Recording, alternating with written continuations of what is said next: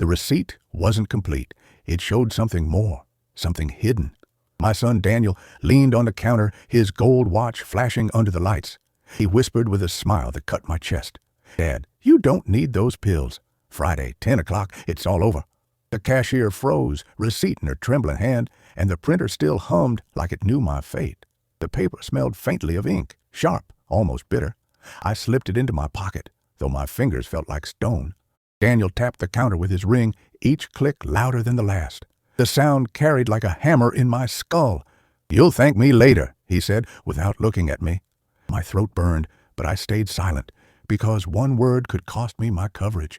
A deadline had fallen on me like a rope tightening around the neck. Friday, 10 sharp. No appeal, no mercy. What father hears such things from his own son? I thought of nights without sleep, years spent breaking my back to pay his school. And here he stood, reducing me to nothing in front of strangers. The girl at the register looked away, ashamed for me. I wanted to scream, but the fear of losing my last chance at medicine sealed my mouth. I walked out, the automatic doors hissing like they wanted to swallow me whole. On the sidewalk, the city felt colder than before. Cars passed, horns blaring, none of them stopping for an old man bent over with shame. I looked at the receipt again. One line was missing, erased. Why? Who erased it? Could it prove what Daniel had done? The letters blurred under my wet eyes, and I shoved it back inside my pocket before someone else noticed. At home, I placed the receipt on the table beside my pillbox. The pills rattled inside, hollow like bones in a box. I touched the receipt, but the ink smudged slightly, leaving black on my fingers. My chest tightened. I heard Daniel's voice in my head. Friday, 10 sharp. What was he planning to present? What was he hiding in that missing line? The phone rang, its shrill sound breaking the silence. I picked it up with shaky hands. A dry voice on the other side said, "Insurance office. Sir, bring full proof by Friday at 10 or your benefits end." Then the line went dead, a click like a nail in my coffin. I stared at the receiver, my knuckles wide around it. My heart raced, my mind spinning. I wanted to go to bed, to close my eyes, but the words wouldn't leave me. Friday, 10 o'clock. Daniel's smirk, the erased line. The pills waiting like executioners on the table. My decision loomed, fight or surrender. But I wasn't ready to answer yet. Not tonight. My body ached with the weight of postponement. I remembered Anna, my neighbor, who once told me, "Keep everything written, every scrap. You'll need it someday." I opened the drawer, pushed aside old letters, and placed the receipt carefully inside. The wood smelled faintly of polish, dry and ancient, as if it too wanted to protect me. Yet the paper inside felt too fragile to hold a life. As I sat down, the lamp above buzzed. A faint shadow moved on the wall. My chest squeezed. Was Daniel outside? Was someone watching me? I turned the lock twice, the metal clinking, a thin comfort in the night. I sat by the table, staring at the drawer, afraid to move, afraid not to. My mind drifted to a memory. Daniel was 10, crying after falling from his bike. I carried him home, my arms burning, but I didn't let go. His tears stained my shirt. "Don't worry, Dad's here," I told him. That child no longer existed. Now the man who once needed my arms wanted to strip me bare in court. I poured a glass of water, the cold shocking my teeth. The glass slipped, almost breaking on the counter. My heart stopped at the sound. How fragile everything had become. Glass, paper, my body, even my dignity. I picked up the glass, set it back. My hand trembled. I pressed it against the table, willing it still. A sudden knock echoed from the hallway. 3 sharp raps. My breath caught. Who knocks at this hour? My legs refused to rise. Again, 3 knocks. Harder. I swallowed and whispered into the empty room. "Who is it?" No answer. Just silence. I thought of the receipt, hidden in the drawer. Did Daniel send someone already? The knocking stopped. My ears rang in the silence that followed. Slowly I opened the curtain. Nothing. Just the empty street. A lamppost flickering like a tired eye. I turned away, but the silence pressed in. My chest pounded. Then I saw it. Under the door, a shadow shifting. Someone was still there. My throat went dry. Should I open? Should I call for help? My fingers reached the knob, but I stopped. If it was Daniel, what would I say? If it was someone else, what proof could I give? My heart pounded. I pressed my ear against the door. A whisper seeped through, low and mocking. "See you Friday, Dad." I staggered back, my legs weak. He was here. He was watching. The clock on the wall ticked toward midnight, each second heavier than the last. My hand clutched my chest. I sank into the chair, unable to breathe. My eyes darted to the drawer where the receipt hid. Could that flimsy slip of paper stand against him? The lamp flickered again. The house groaned in the night. I felt caged in my own walls. My mind screamed to run, but where? An old man with nothing but pills and a smudged receipt. I pressed my face into my hands, ashamed of my fear, ashamed of my son. Shame heavier than any disease. I lifted my head and forced myself to stand. I shuffled to the window again. The street was empty, but the silence had teeth. It chewed at me until my resolve thinned. My hands reached for the drawer. I opened it, touched the receipt again. My fingers left new smudges on the ink. Proof slipping away. The phone rang again. I jumped. It was late. Too late. My hand hovered above the receiver. Should I answer? What if it was him again? My body froze in indecision. But the ringing didn't stop. It drilled into my skull. At last, I picked up. Silence. Just breathing. Then the click of someone hanging up. I slammed the receiver down, anger burning. How long would I endure this humiliation? How long before I snapped? Yet anger gave way to helplessness, my shoulders collapsing. The medicine box rattled as I brushed against it. A bitter reminder. Without coverage, I wouldn't last the year. That was his plan, wasn't it? I leaned back against the chair, my bones aching. I stared at the ceiling. The plaster cracked in lines like maps to nowhere.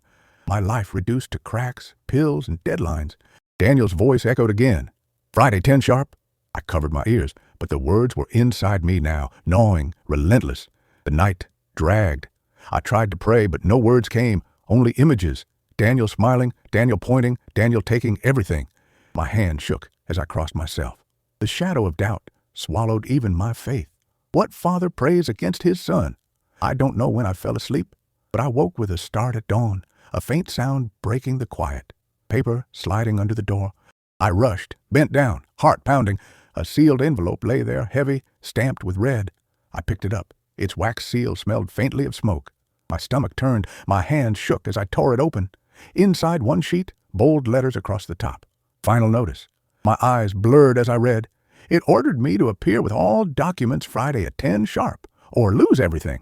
And at the bottom, Daniel's signature, mocking me in black ink. The room spun. I clutched the table, trying to steady myself. My breath came ragged, my chest pounding. The envelope slipped from my hands, falling to the floor with a dull thud. I stared at it, unable to move. Then, outside, a car door slammed. My heart leapt. I staggered to the window. There he was. Daniel standing by his car, looking straight at my window, his eyes locked on mine. He smiled, slow, cruel, certain. Then he lifted his watch, tapped it once, twice, 3 times. A silent reminder. Friday, 10 o'clock. I stumbled back from the glass, my knees weak. The envelope still lay on the floor, its red seal cracked open like a wound. The silence pressed in, broken only by the ticking clock. And then 3 knocks on the door, louder this time. The knocks from last night still echoed in my ears when the morning light broke. I bent down, picked up the envelope again, its edges stiff, smelling faintly of smoke and damp. My son's signature stared at me, sharp and arrogant, like he carved it with a knife instead of ink. I folded it, slipped it into the same drawer where the receipt lay, though my gut told me paper wouldn't be enough. Friday, 10 sharp. Every second felt like sand slipping through my hands. I dressed slowly, my fingers clumsy on the buttons. The pills rattled in my pocket, a reminder of what was at stake. Without coverage, each pill would cost more than I had left in my wallet. I had to protect them, had to protect myself. But Daniel was always 2 steps ahead. He always knew where to strike.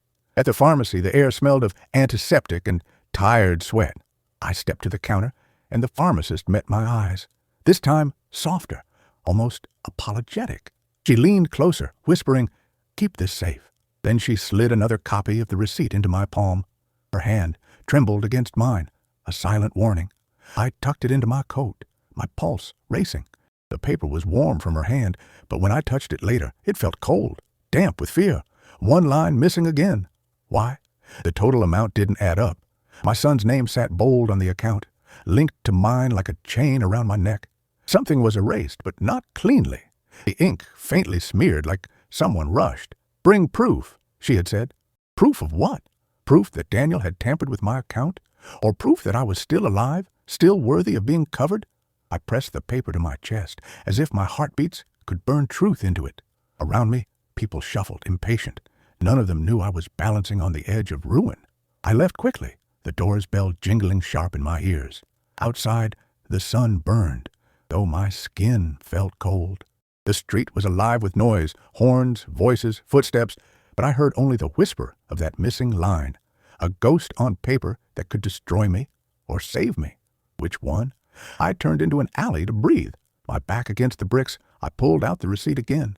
My eyes traced every number, every line, and then I saw it. A faint mark, like a digit crossed out. I rubbed it with my thumb, and the smudge came away darker. Someone had tried to bury something here. The question was, what? That night, I couldn't eat. The soup cooled untouched, its smell of onions filling the room. My stomach turned at the thought of swallowing even a spoonful. I sat by the drawer, staring at the closed wood like it was guarding a treasure too fragile to exist. 2 receipts, 1 envelope, 1 old man's hope. But hope was thin. I thought of Daniel again, how he used to bring me coffee when he was a teenager before school. He'd leave a note on the cup. For my hero. My throat tightened. Where had that boy gone? Who replaced him with the man who now waited for my ruin? The phone buzzed again. I answered, my heart slamming against my ribs. A recorded voice spoke this time. Reminder, insurance office, Friday, 10 sharp, documents required. The line ended. No space for questions, no chance for mercy. Just the voice of a machine, colder than Daniel's laugh. I put the phone down slowly. My hand lingered on the receiver, heavy with helplessness. I wanted to smash it against the wall, but I needed it. I needed every small tool left to me. Breaking it would mean silence, and silence could kill me quicker than pills running out. That evening, Anna leaned over the fence again. Her whisper barely reached me through the buzz of cicadas. I heard something about Daniel. Her eyes darted nervously to the street. Just then, the roar of Daniel's car filled the air, drowning her words. She snapped her mouth shut, her eyes wide. My stomach dropped. What had she tried to say? He parked, stepped out, and didn't look at me, but I knew he saw. His shadow stretched across the yard like it owned the ground. He adjusted his jacket, slow and deliberate. Then he walked inside his house, leaving me standing there, Anna silent, the air thick with secrets swallowed whole. That night, I dreamed of papers burning, receipts, envelopes, forms, all curling in flames. My hands tried to save them, but they crumbled to ash. And behind the fire, Daniel's laugh rose, hollow, endless. I woke with sweat soaking my shirt, the room dark but heavy with the smell of burnt paper, a trick of memory, or a warning. I needed answers. I returned to the pharmacy the next morning, this time asking to see the manager. He frowned, adjusted his glasses, and led me to the back. The office smelled of dust and stale coffee.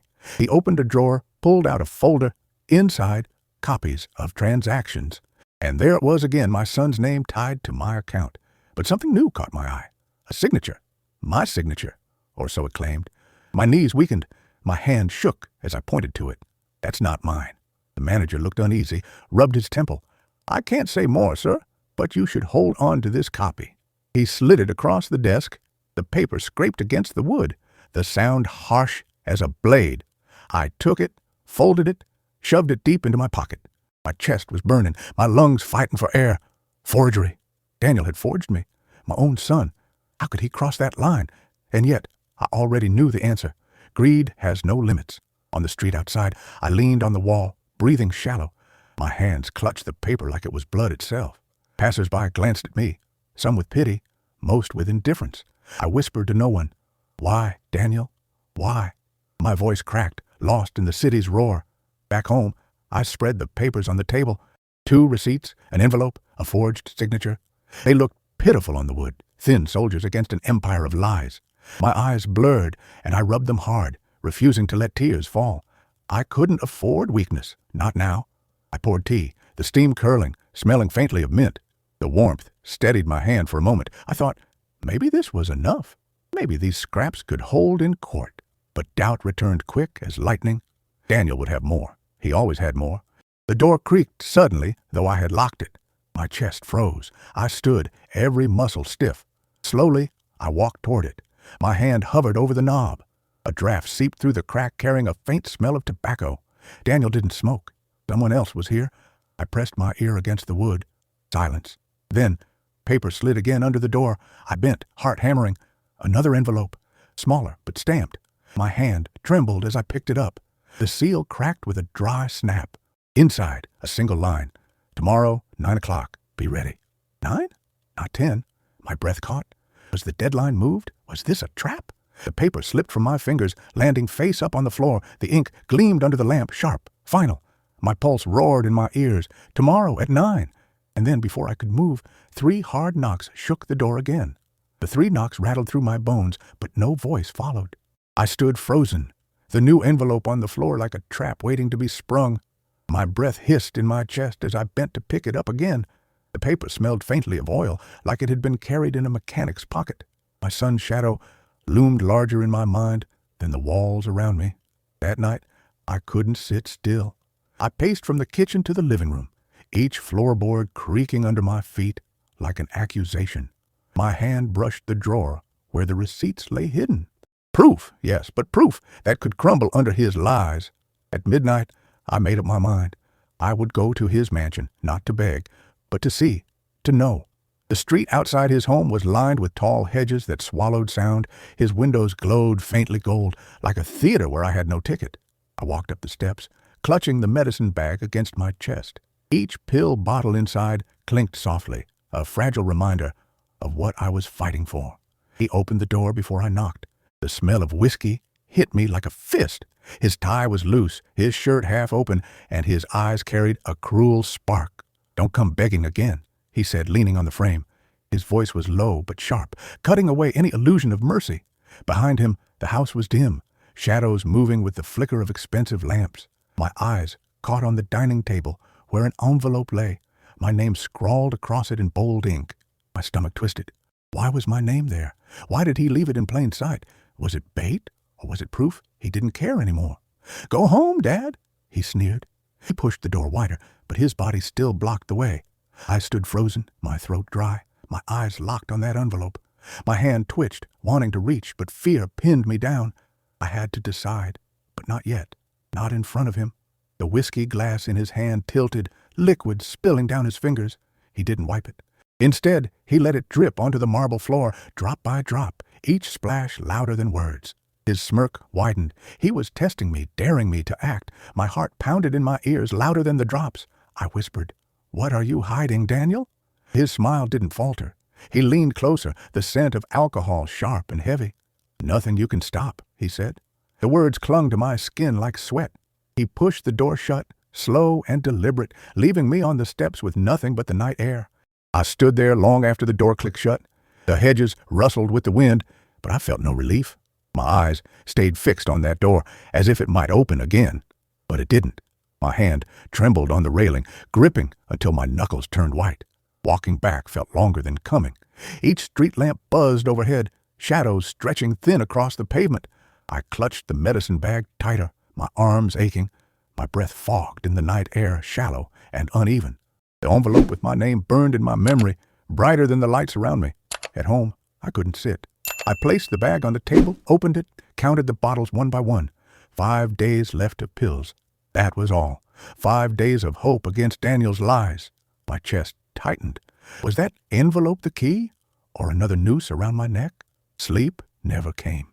At dawn, I sat by the window watching the street. My neighbor Anna crossed the yard with her basket. She looked up, saw me, and paused. She leaned close to the fence again, her voice low. "Your son." It was him who... But the rumble of Daniel's car cut her off. The engine roared, drowning her words like fate itself, silencing the truth. Her eyes widened, her hand clutching the basket tighter. She shook her head quickly, signaling silence. My heart sank. What was she trying to tell me? Why stop now? The answer hung in the air, unsaid, heavy as stone. I turned back toward the house, but the question gnawed. The day dragged with no answers. I cleaned the same table twice, polished the drawer handles until they shone. Anything to keep from thinking. But every task circled back to the same thought. The envelope at his mansion. My name written in black. Was it mine? Or had he forged it too? Evening came, and the ticking clock filled the silence. I poured tea, but the taste was bitter, like metal in my mouth. I pushed it aside. My eyes kept drifting to the window, half expecting Daniel to appear, tapping his watch again. Instead, The street stayed empty, silent, but not peaceful. At 9, I decided I would return. My knees ached climbing the hill, but I forced myself forward. The night air was colder, the hedges darker, as if the house itself rejected me. I stood at the gate, staring at the glow of lamps inside. My breath came in ragged bursts. The door was locked this time. No Daniel, no whiskey smell spilling out. But the table inside, through the window, still showed that envelope. My name staring back, bold and unashamed. I pressed my forehead to the glass, the cold biting into my skin. My breath fogged the view. The envelope blurred, then cleared again. A sudden sound behind me, a cough. I spun around. A man in a suit stood on the sidewalk holding a briefcase. He didn't meet my eyes. He simply walked past, his shoes clicking on the pavement. Yet his briefcase brushed against my sleeve, leaving a faint smear of ink. Coincidence? Or message? I returned home with nothing but questions. I sat in the dark, the medicine bag open, bottles rattling softly. I whispered to myself, tomorrow, I'll find out. But the word tomorrow felt like a cliff edge. What waited on the other side? I lit a candle, its flame trembling. Shadows danced on the wall, shifting like ghosts. I placed the receipts, the notice, and the copy from the pharmacy on the table, papers thin as skin, yet holding the weight of my survival. My hands hovered above them, shaking. Should I risk them in court or hold back? The candle guttered low. Wax dripped onto the table, hardening, quick, sharp edges forming. I touched it, the sting burning my finger. Pain, sharp, real. Proof that I was still here, still fighting. But for how long? Daniel's face floated in my mind, smiling, confident. He was waiting for me to fail. The clock struck midnight. The sound echoed through the room, heavy, final. I gathered the papers back into the drawer, but one slipped fluttering to the floor. I bent down, heart racing. It wasn't one of mine. It was new. A folded sheet, crisp, untouched. My hand trembled as I opened it. One line, written in black. Courtroom 4B, Friday, 10 sharp. And under it, smeared ink where a signature should be. The paper with Courtroom 4B burned in my hand all night. I turned it over and over, the ink smearing faintly against my fingers. My chest heaved, each breath sharp, uneven. Daniel's trap was clear now. He wanted me there, wanted the stage, wanted the humiliation public. My survival wasn't just about medicine anymore. It was about dignity. At dawn, the knock of a broom startled me. I looked out and saw Anna sweeping her porch. Her eyes found mine, and she paused. Slowly, she came closer, basket on her arm, steps hesitant. She leaned over the fence, her voice a whisper carried by morning air. Your son, it was him who... But the words broke, swallowed by the sudden roar of Daniel's engine. His car turned the corner, sleek and loud, slicing her confession in half. Anna clutched her basket tighter, apples rolling inside with a dull thud. She stepped back fast, her lips pressed shut, as if fear itself sealed them. My chest sank. What was she afraid to finish? He pulled into his driveway, sunglasses on, though the morning sun was weak. He didn't look at me, not directly, but I felt his gaze. The way his hand tapped the wheel, slow, deliberate, told me he knew. He knew Anna tried to speak. He knew silence worked better than threats. Inside my kitchen, I slammed the drawer shut too hard. The sound echoed, louder than I meant. Papers rattled, trapped inside like restless ghosts. I pressed both palms flat against the wood, breathing heavy. My son had neighbors afraid, my own house watching me collapse, and a courtroom waiting to strip me bare. I sat down, poured coffee, but the taste was bitter, metallic. I spat it back into the cup, my hands trembling. My chest burned, not from the drink, but from shame. An old man choking on fear in his own kitchen. How had life turned me into this fragile shell? The phone rang again. I froze, heart pounding. I lifted it slowly, pressed it to my ear. A dry official voice said, Reminder, Friday, courtroom 4B, 10 sharp. Bring all documentation. Then silence. No chance to reply. Just that lifeless order drilling into my skull. I whispered to myself after the click, what if it's not enough? My voice sounded small, broken. I wanted to scream louder, to break windows with the sound, but instead I folded into my chair, pressing my hands to my face. My son had stolen my voice before the courtroom even opened. That afternoon, Anna knocked, her knuckles soft against the wood like she feared being heard. I opened the door, and she stepped in, eyes darting nervously. I shouldn't say anything, she murmured. But Daniel, he was at the office. Her voice cut off again as her phone buzzed. She looked at it, eyes wide, then shoved it back into her pocket. "What did you see?" I asked. My voice cracked, desperate. She shook her head quickly, pressing a finger to her lips. Then she handed me an apple from her basket, her hand trembling. "Take care of yourself," she whispered, and slipped back out the door. The apple's skin shone red, smooth, smelling faintly sweet, but it tasted bitter in my hand. That night, the apple sat untouched on the table beside the receipts. I stared at it, wondering if kindness itself had been poisoned by fear. My chest ached, my head heavy. Anna's words, half spoken, rattled through me. He was at the office. What office? Which lie was he building there? Sleep came late, broken by dreams of gavel strikes and Daniel's smirk. I woke with the sheets twisted around my legs, sweat cooling on my skin. The room smelled of stale fear. My eyes found the drawer again. Inside, papers waited, thin and weak, but they were all I had. Morning light revealed something else, a folded slip of paper under my door. My stomach dropped as I bent to pick it up. No envelope this time, just a note. "You'll lose more than coverage. Don't show up." My knees buckled. Daniel was tightening the rope. I sat down hard, clutching the paper. My hand shook so bad I dropped it once, twice, before it landed flat on the table. The ink was messy, rushed, but the threat was clear. My son wanted me erased, one way or another. I pressed the note flat, staring. My chest burned. Was this bluff or warning? Could I still go? Could I face him when even neighbors choked on fear at the sound of his car? My decision loomed heavy, but I couldn't take it yet, not while doubt still gnawed. I walked outside for air. The street was quiet, too quiet. A dog barked far off, a dry sound swallowed quick by silence. My feet crunched on gravel, but the world felt hollow.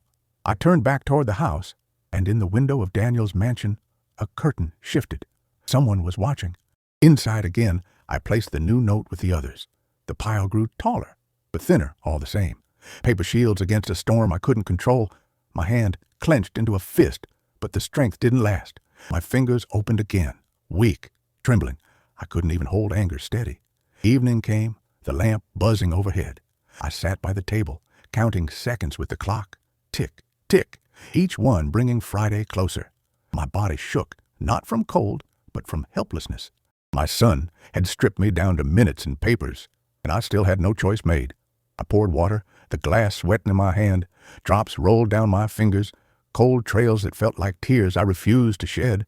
I sipped, but it did nothing for the fire in my chest. My eyes drifted to the window again. The street empty, but my gut screamed he was near. At midnight, I heard it. 3 knocks again, sharper, faster. My heart stopped. I stood, every nerve screaming. I approached the door, ear pressed against the wood. Silence. Then, footsteps retreating. Slow, deliberate. My knees trembled, sweat beading on my forehead. I cracked the door open after a long minute. The porch empty, the street still. But on the ground lay another apple, bright red, polished, smelling faintly of perfume. I picked it up, my fingers cold. My chest heaved. Anna or Daniel? Kindness or warning? I didn't know. I brought it inside, set it on the table beside the other. 2 apples now side by side, silent and heavy. Proof or threat? My head spun.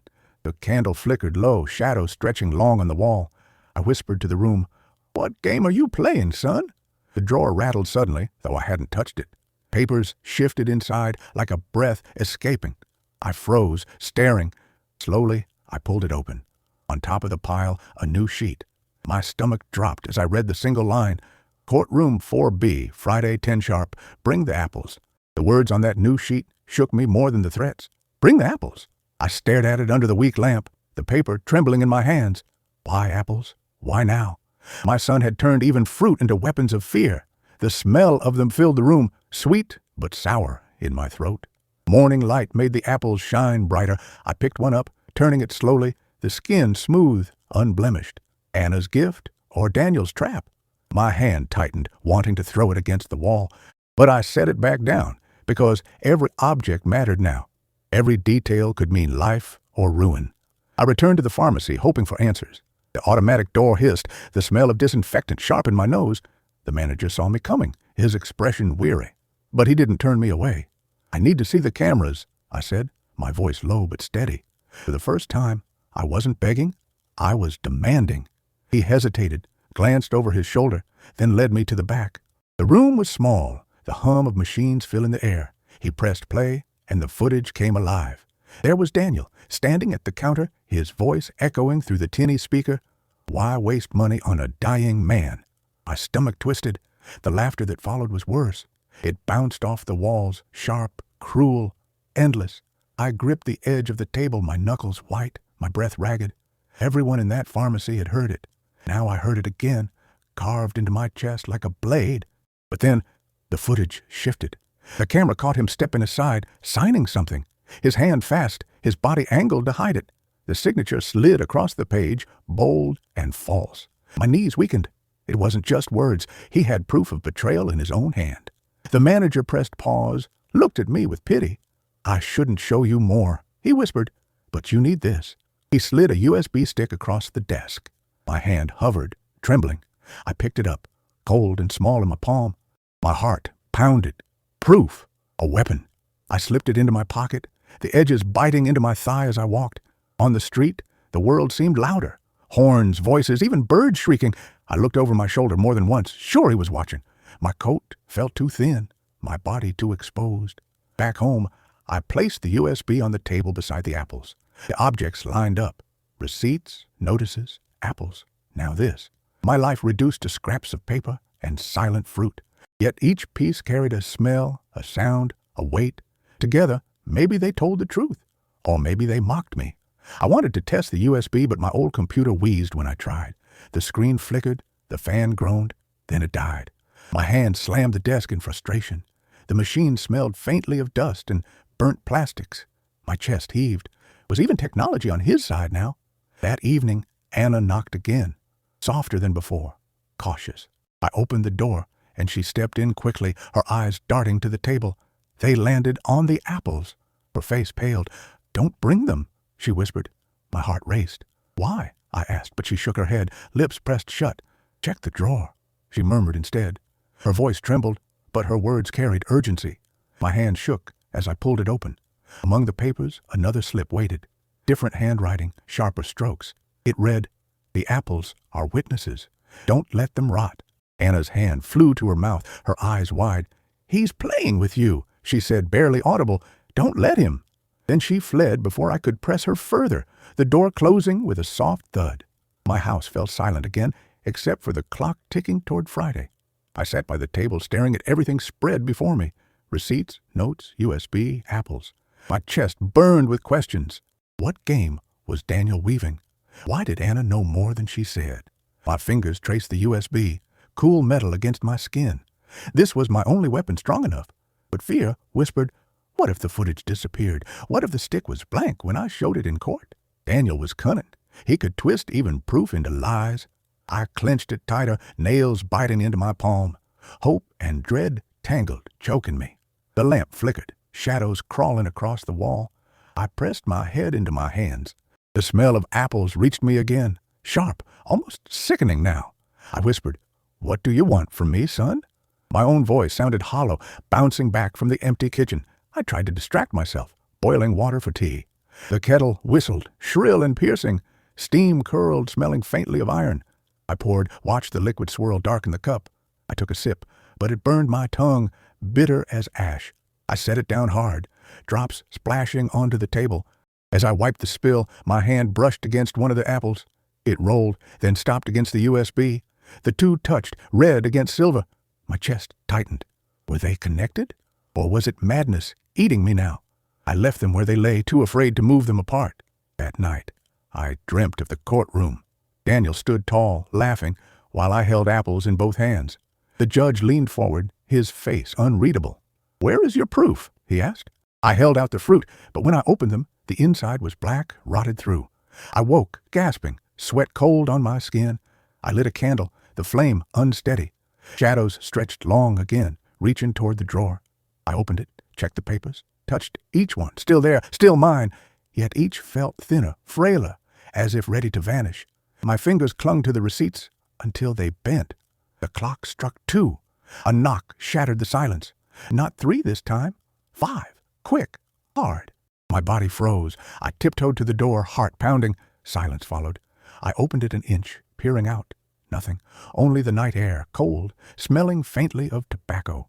But when I looked down, another envelope lay there, smaller, sealed in red. My fingers trembled as I picked it up, the wax brittle under my thumb. I broke it open, heart hammering. Inside, one line written in thick ink. Tomorrow, 10 sharp. Bring the USB or lose everything. The envelope slipped from my hands, landing near the apples. My chest heaved, my knees weak. Daniel was tightening the noose. Every object in this house now belonged to his game. Every second closer to Friday felt like death waiting. I staggered to the table, clutching the edge for balance. My eyes locked on the USB, the apples, the notes, my proof, the prison. My son's laughter still echoed from the footage, burned into my mind. I pressed my forehead to the wood, whispering, God help me. And then, the sound. 3 slow knocks at the window, not the door. The 3 knocks on the window froze my blood. I turned slowly, the curtain swaying faintly as if touched by unseen fingers. My reflection stared back, pale and trembling, but behind it, nothing. Just the street lamp buzzing, its glow sickly yellow. My breath fogged the glass as I pressed closer. No figure outside, no sound but the pounding of my heart. I pulled the curtain shut and backed away, but the echo of the knock stayed in my ears. My hand found the USB on the table, cold against my palm. My son was circling me, not just in the courts, but in my very walls. I whispered, What do you want, Daniel? The silence gave no answer. Morning came heavy, light spilling in pale stripes across the floor. I forced myself out, clutching the papers and the USB in my pocket. My legs shook as I walked to the insurance office, a place that now felt like a battlefield. The doors swung open, and the smell of paper and ink swallowed me whole. At the counter, a clerk barely looked up. Form of authorization? She asked, her voice flat. I frowned. What form? She pushed a folder toward me, her nails tapping sharp against the wood. I opened it and froze. Inside was a paper granting Daniel power of attorney over my account, his signature bold, my own forged beneath it. The ink smelled faint, fresh, even now. My knees buckled, and I gripped the counter to stay upright. My throat burned with rage, but no sound came out. I touched the page, fingers trembling, and the blacks smeared against my skin. This isn't mine, I whispered. The clerk just shrugged, as if forgery was dust on her desk. She leaned closer, her eyes soft for a moment. If you contest this without stronger proof, you risk losing coverage immediately. Her voice was low, warning, but helpless too. My stomach turned. Stronger proof, always more proof, always another line missing, another form twisted. I walked out, clutching the copy she gave me, the paper cutting against my palm. The city roared around me, but inside I was hollow. My son had signed away my breath, my medicine, my life, with one forged stroke. And still, he walked free, smiling, untouchable. On the street, I leaned against a wall, closing my eyes. A child passed, holding her father's hand. She laughed, the sound bright, alive. My chest ached at the memory of Daniel at that age, riding on my shoulders, his small fingers gripping my hair. Don't let me fall, Dad. He once trusted me. Now he was pushing me over the edge. Back home, I spread the new form on the table. The apples glistened nearby, mocking me with their fall sweetness. I picked one up, squeezed hard, and the skin broke, juice dripping down my fingers. The smell turned sour in the air. Proof or trap, it was rotting in my hand. I wiped my palm on a rag and sat heavily in the chair. My breath came shallow, each inhale tight. I whispered to myself, do I fight him or surrender? My chest burned with anger, but helplessness followed close behind, dragging me down like chains. The drawer rattled when I shoved the form inside. Papers shifted, scraping against each other like whispers. I slammed it shut, but the sound rang hollow. Nothing felt safe anymore. Not drawers, not walls, not even silence. Evening came, the sky bruised purple. I lit a candle, the flame trembling. Shadows flickered, bending long across the walls. I pulled out the USB again, turning it in my hand. Could this single object stand against a forged form? Or would Daniel twist even video into his lie? I tried again with the old computer. It wheezed, screen flickering, but this time it lit. The footage stuttered into life. Daniel at the counter refusing to pay, laughing. Then, clearer now, his hand sliding across the hidden form, signing bold. I gasped, leaning closer. The proof was there. The truth burned on the screen. But just as I reached for the keyboard, the computer shut down. Darkness swallowed the room. The fan whined once, then silence. My chest heaved, sweat beading on my brow. Was it broken, or had someone stopped it? I pressed the button again. Nothing, just the faint smell of burnt wires. I slammed my fist against the desk, the sound sharp in the night. Anger surged, hot, but it broke into helpless tears before I could hold it. My shoulders shook, my face buried in my hands. Even machines bent under his shadow, even proof slipped away when I needed it most. Then, a knock at the door. Not gentle this time, heavy, authoritative. I froze, wiping my face with shaking hands. The candle flickered, shadows leaping. Another knock, harder. My legs carried me to the door, though my body screamed not to open. "Courier," a voice said. "Calm, firm." I cracked the door. A man in uniform stood there, an envelope in hand, stamped with an official seal. His eyes didn't meet mine. He pushed it into my chest. "Sign for it." I scrawled my name with a trembling pen. He turned and left without another word. I tore it open, hands shaking. Inside, bold letters. "Provide full documentation tomorrow at 10. Failure will result in immediate revocation." My heart slammed against my ribs. Tomorrow, not Friday. Tomorrow. The deadline moved again. The noose pulled tighter. The envelope slipped to the floor. I stumbled back, gripping the table. My body shook, breath ragged. Tomorrow at 10. I had less than a day to prove a lifetime. The candle guttered, wax spilling onto the wood. The flame wavered, then steadied, casting the room in trembling light. I sank into the chair, eyes fixed on the papers. Receipts, forged forms, notes, apples, USB, my battlefield, my only weapons against my own blood. My son's laugh still rang in my ears, burned into me from the footage. Tomorrow would bring it before strangers. But would they see the truth, or only his version? I closed my eyes, whispering a prayer that felt thin, brittle. My chest rose and fell, shallow and fast. I told myself I'd decide in the morning. I'd be ready.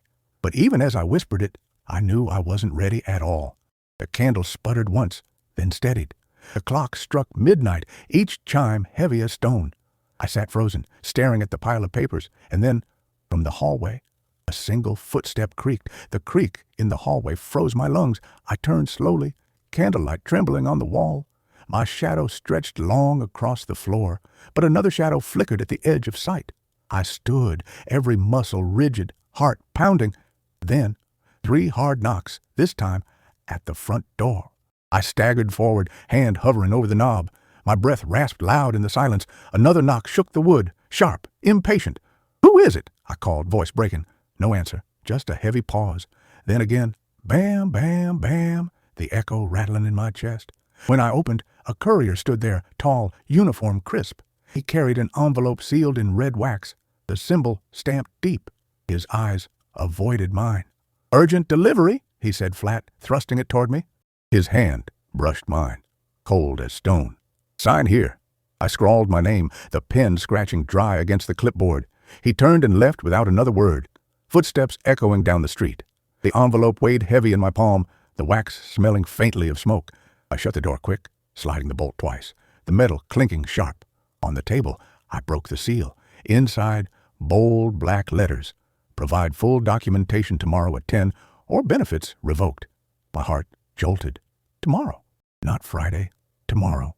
The deadline pulled closer like jaws snapping shut. Less than 12 hours remained. I dropped into the chair, the paper slipping from my hands. It landed beside the apples, red against white. My chest heaved, the room tilting.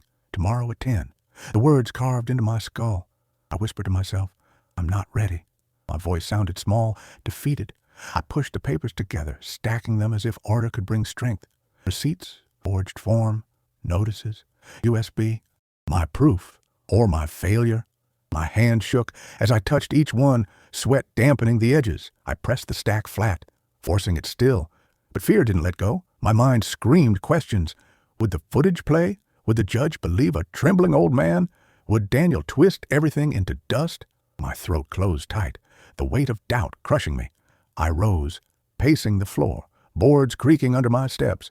My hand brushed the medicine bag, bottles rattling inside, their sound sharp, hollow. 5 days of pills, my survival measured in plastic and powder. If tomorrow failed, even those days would be stolen.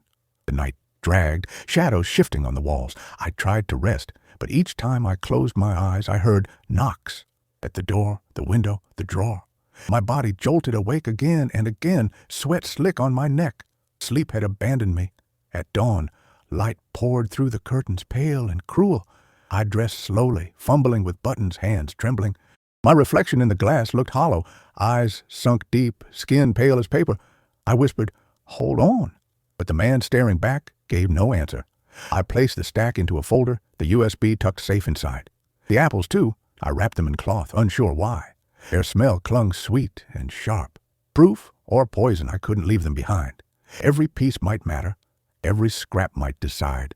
At 9, another knock rattled the door. I flinched, folder clutched tight.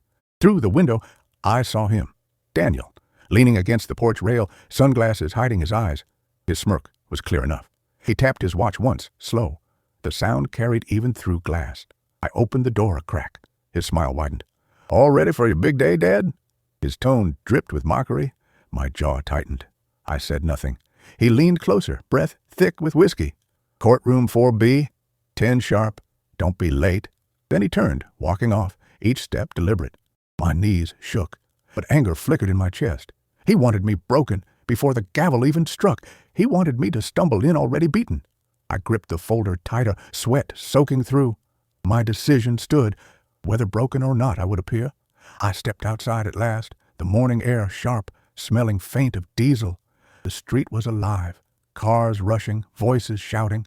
Yet I felt alone, moving through a world that barely saw me. My folder thudded heavy against my chest with each step. The courthouse loomed as I approached, stone walls tall and cold. Its steps stretched before me, endless, my legs aching as I climbed. I reached the doors, their handles gleaming brass.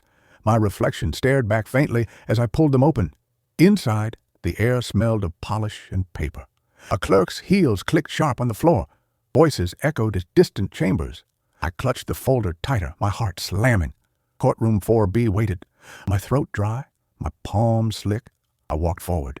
At the door, a guard glanced at my folder. His eyes lingered, then shifted away. He pushed the door open, the hinges groaning. Inside, benches stretched, empty but heavy with silence. The judge's chair loomed high. My chest tightened. And there, at the front, sat Daniel. His suit crisp, his smile calm, his watch gleaming. He didn't look at me right away. He signed something on a pad, then glanced up, meeting my eyes. His grin spread, slow, deliberate. I froze, breath catching. My son had beaten me here, ready, confident. The folder shook in my hands. I stepped forward, each movement heavy, slow. The clock on the wall ticked toward 10. I set the folder on the table, my fingers trembling. My eyes met his again. His smirk deepened. Then, across the room, the sheriff walked in. The sheriff's boots echoed across the courtroom floor, each step heavy, final. His badge caught the light, flashing once like a warning. He carried a folder under his arm, thicker than mine, edges frayed from use. My heart thudded faster. Was it my proof or Daniel's lies? I couldn't tell yet. He stopped near the judge's bench, placed the folder down with a dull slap. Daniel leaned back in his chair, hands folded neatly, smirk carved into his face. He whispered something to his lawyer, and both chuckled, low and smug. Their laughter slithered across the room, burning my ears. I sat frozen, hands gripping my own folder. The apples wrapped inside gave off a faint sweetness, almost sickly now. The USB pressed into my side, sharp, unforgiving. My receipts bent under my sweaty palms. I whispered under my breath, "God, let this hold." My voice cracked, too small for the room. The judge entered, robes rustling, gavel in hand. The courtroom rose, wood creaking under shifting weight. "Be seated," his voice commanded, low and steady. I sank back down, knees aching, chest burning. My eyes flicked to Daniel again. He didn't even look at the judge. His gaze stayed on me, daring me to crumble. The sheriff cleared his throat. "Evidence has been submitted," he said, voice gravelly. He opened his folder, pulling out copies. I squinted. My receipts, the forged form, even a still image from the video. My stomach dropped. How did he already have them? Daniel had gotten there first. But then the sheriff's voice cut sharper. "These are contested documents. There are signs of alteration." Murmurs rippled through the benches. Daniel's smirk faltered just for a moment, his jaw tightening. My breath hitched. Hope flickered, fragile but alive. The judge leaned forward. "Mr. Thompson," he said, eyes on me, "do you have your own evidence to submit?" My hand shook as I rose. Folder clutched to my chest. My legs wobbled, but I forced them forward, each step heavy. I placed the folder on the table, sliding it toward the clerk. The clerk opened it, pulling out the receipts, the notes, the USB. She paused at the apples, unwrapping them carefully. Gasps sounded from the benches, red, bright, polished. They looked almost too perfect. "Why the fruit?" she asked, raising an eyebrow. My throat tightened. I stammered, "They were left for me. They matter." Daniel laughed aloud, sharp, cruel. "My father brings apples as evidence. What's next, fairy tales?" His lawyer smirked, shaking his head. The sound of their mockery made heat rise in my chest, shame boiling into anger. I clenched my fists at my sides, but the judge's gavel cracked once. "Quiet!" The sound silenced the room. He turned back to the clerk. "Enter all items into record." My heart pounded. Even the apples, even the objects my son mocked, could now stand in the light. The sheriff stepped forward again. "There is also digital evidence." He held up the USB. My breath caught. He inserted it into the court screen system. The lights dimmed slightly as the monitor flickered alive. My body tensed. My son leaned forward at last, eyes narrowing. The footage played. Daniel at the counter, refusing to pay. His voice filled the room. "Why waste money on a dying man?" Gasps spread across the benches. I shut my eyes, pain cutting deep, but I forced them open again. This humiliation wasn't private anymore. It was public. Daniel shifted in his chair, but his smirk lingered. "Words," he muttered. "Just words." But then the footage rolled on. The screen showed him signing something, body angled to hide it. The judge leaned closer, brow furrowing. The sheriff froze the frame. "Your Honor, that is the authorization form." My knees almost gave out. Proof caught in his own hand. My chest burned, my breath ragged, but hope sparked bright. Daniel's lawyer leaned in, whispering, frantic now. Daniel's jaw tightened, smirk fading into something sharper, darker. He adjusted his tie with jerky movements. The judge raised his eyes. "Mr. Thompson, do you contest that signature is yours?" His voice cut cold across the silence. Daniel leaned back, arms folding. "I signed nothing," he said calmly. His denial rang hollow but strong enough to sting. The sheriff tapped the frame on the screen. "Then explain this." He pressed play again, showing Daniel's hand sliding across the page, pen scratching bold. The sound of the pen filled the speakers, sharp, undeniable. Murmurs rose again, louder this time. I gripped the bench before me, knuckles white. My heart pounded so hard I thought it would break through my ribs. My son's lie cracked under the weight of his own movements. But I knew him. He would twist even this. He always had another turn, another trick. The judge lifted a hand for silence. His gaze swept the room, heavy, deliberate. "Court will reconvene tomorrow at 10 a.m., he said. "Evidence will be reviewed further. No decision yet." My stomach dropped. Tomorrow. Another day hanging in the gallows. The gavel struck, echoing sharp. People shuffled out, voices buzzing. Daniel stood, straightened his suit, and finally looked at me again. His smile returned, thin, venomous. He mouthed the word slowly, deliberate. "Tomorrow, you fall." I turned away, legs heavy, body shaking. The sheriff caught my arm gently. "Stay strong," he murmured, voice low. His eyes met mine. Steady. "The truth has cracks to shine through." His words pressed warmth into me, but doubt clawed quick after. Outside, the air hit cold, sharp. My chest burned as I stepped onto the courthouse steps. Voices buzzed behind me, whispers of shame, of pity. I clutched my folder tight, though it felt lighter now, emptied. My steps faltered, knees weak. At the bottom of the steps, Anna waited, her basket at her side, eyes wide with fear. She grabbed my hand, whispering fast, "Check the apples, tonight. Don't wait." My chest jolted, breath caught. She pressed my hand once, hard, then vanished into the crowd. I staggered home under gray skies, the folder pressed to my chest. The apples weighed heavier in my mind than the USB itself. I dropped into my chair, breath ragged, sweat cold on my back. Slowly, I unwrapped the fruit. Their skin shone red under the lamplight. One apple rolled free, landing with a soft thud. A faint line cut across its skin, almost invisible. My fingers traced it. It wasn't a bruise. It was something hidden. My breath caught, hands trembling as I reached for a knife. The blade pressed into the skin, slicing slow. Juice spilled, sticky, sharp with sweetness. But inside, my eyes widened. Buried in the core, sealed in plastic, was a folded slip of paper. My heart slammed in my chest, proof hidden in a plain sight. I pulled it free with shaking fingers, the plastic slick with juice. I unfolded it. Words glared up at me, bold and final. Daniel Thompson, transfer of deed, signed in secret. My chest heaved, a new peace, a hidden truth. And then, from the door, 3 knocks rang again, this time louder, harder, final. The 3 heavy knocks shook me to the core. I stuffed the juice-stained slip into my folder, heart hammering. My steps dragged to the door, but when I opened it, nothing. Just the empty street, cold air rushing in. The silence pressed close, heavy, like unseen eyes watching. I shut the door fast, sliding the bolt with shaking hands. I sat at the table again, breath ragged. The apples gleamed under the lamp, red skins darkened by juice. The hidden slip felt like fire in my pocket. Transfer of deed. His greed was deeper than I thought. He wasn't just after coverage, he wanted the house. My last ground, my last dignity.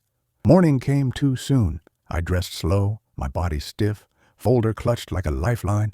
My fingers brushed the new slip inside, still damp, still smelling faintly of apple. Proof sweetened with rot. My stomach churned as I whispered, "Hold me steady." The courthouse loomed again, stone heavy against the sky. Steps stretched before me, longer today, my knees screaming with every rise. At the doors, the guard nodded once, his eyes softer than before. He opened them wide, and I walked in, folder tight against my chest. Courtroom 4B buzzed with low voices. People turned as I entered, whispers curling like smoke. Daniel sat already, crisp suit, hair slicked back, calm as ice. His lawyer shuffled papers quick, but Daniel leaned back, confident. His smirk cut across the room like a blade. The judge entered, robe dark, eyes sharper than yesterday. "Proceed," he commanded, his gavel striking once. The sheriff stepped forward, USB in hand. "Playback requested," he said. The screen lit again, and Daniel's words filled the room. Why waste money on a dying man?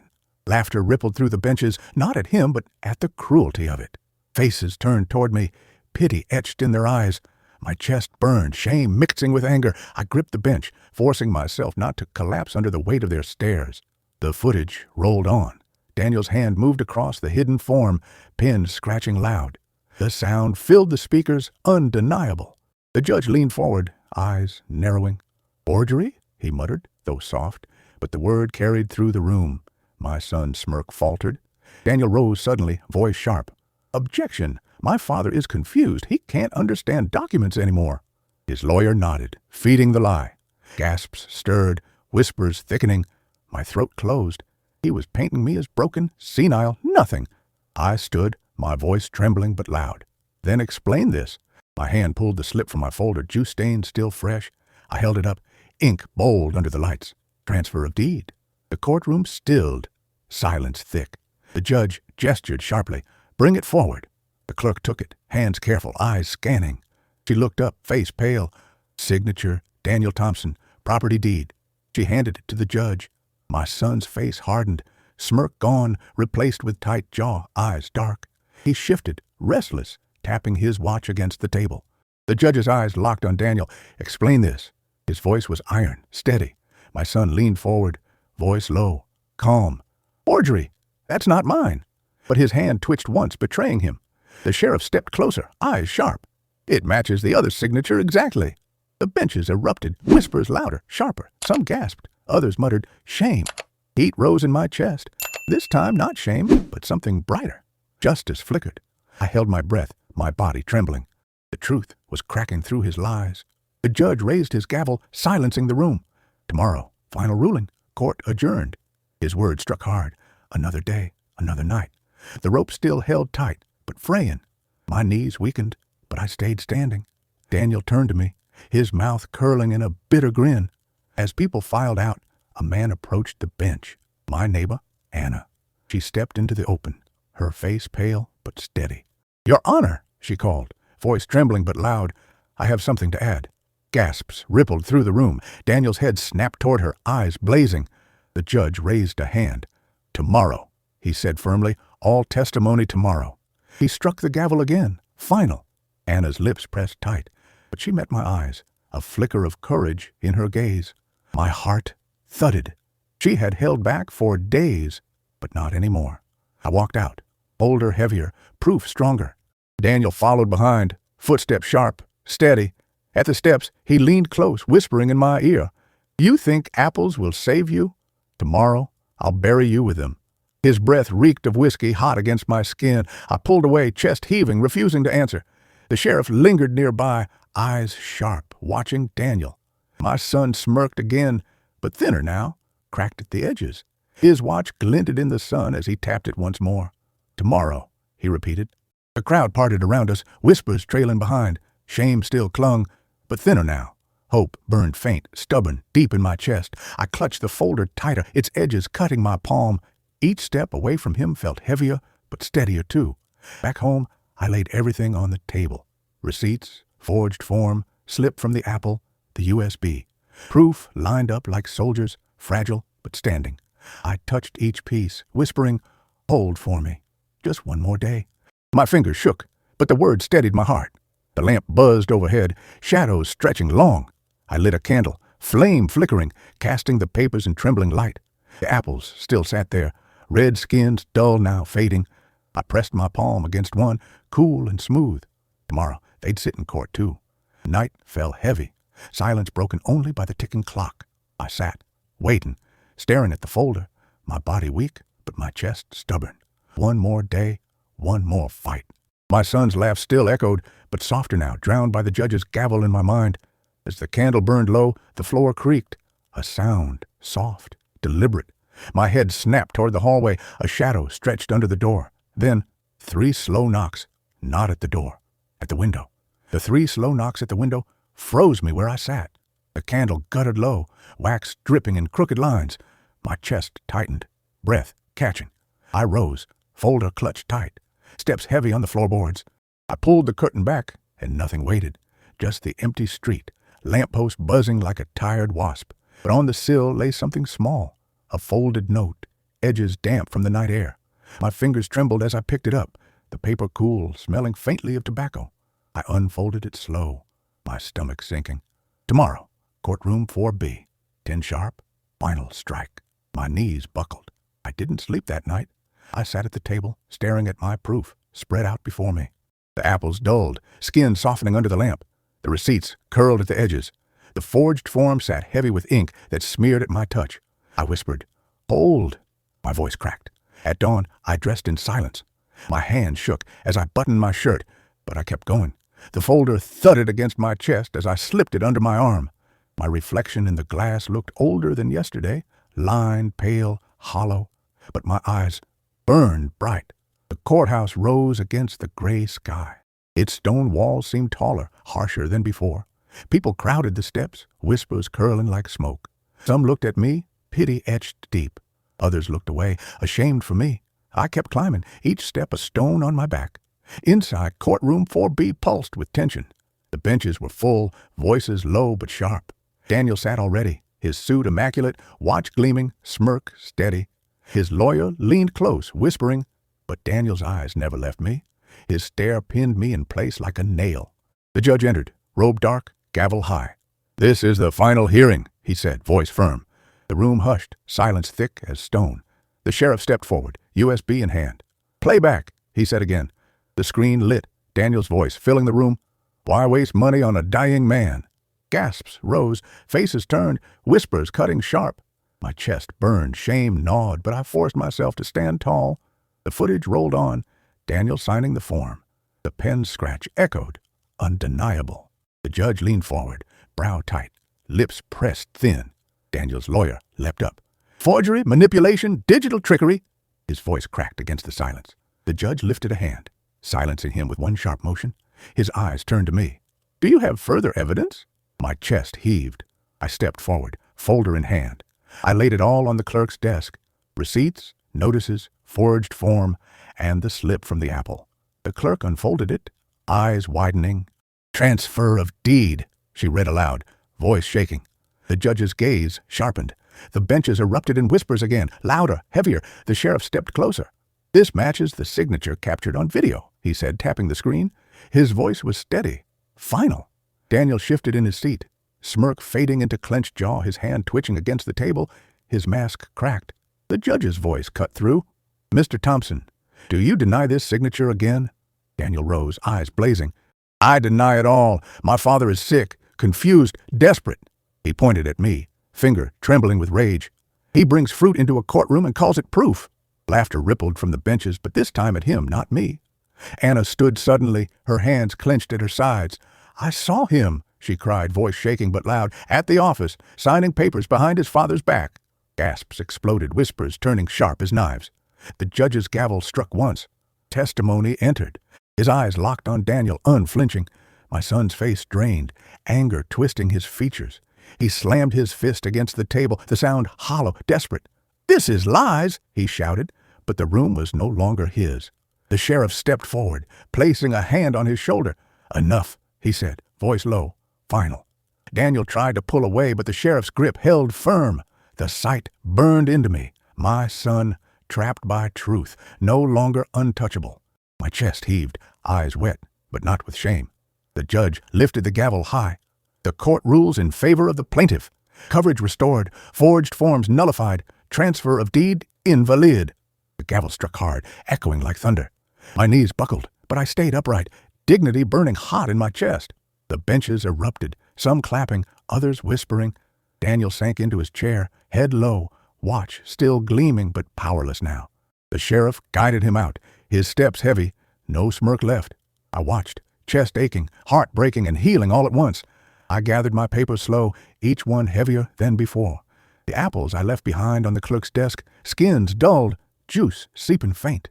They had carried their secret, and now their work was done. I whispered, "Thank you," under my breath, foolish but true.